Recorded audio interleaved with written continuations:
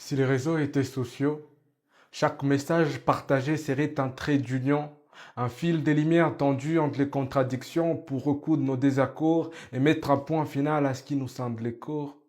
Si les réseaux étaient sociaux, ça ne serait pas plutôt une arme de manipulation, un venin numérique injecté sans précaution pour fracturer notre conscience commune pendant que les vrais se dérobent à la lune. Puisque le monde ne peut pas se dire, alors faut qu'on en parle, faut les écrire. Je me fais esclave de la vérité, pas du délire, comme en blâme ou pas, je choisis d'agir. Message à ceux qui m'écoutent, ceux dont la conscience n'a pas de fuite, ceux qui prennent la vérité comme route et rien que la vérité, quoi qu'elle coûte.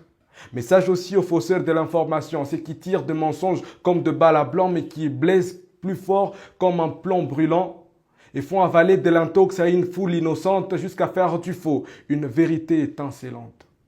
La mauvaise information est une bombe à retardement qui explose en silence, lentement. C'est la mauvaise graine jetée dans nos champs mentaux et on pleure la moisson bien avant les printemps.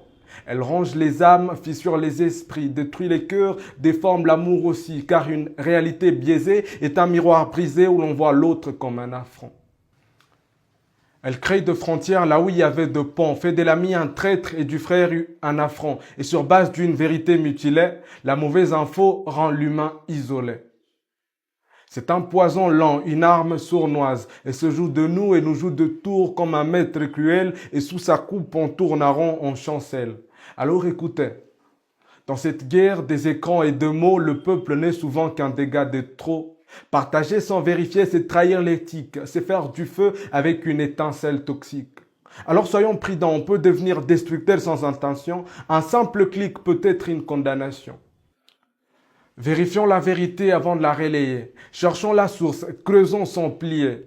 Car une info peut sauver une vie tout comme elle peut en faucher des milliers et sans bruit. Car si les réseaux étaient sociaux, ça ne serait pas plutôt une arme de manipulation?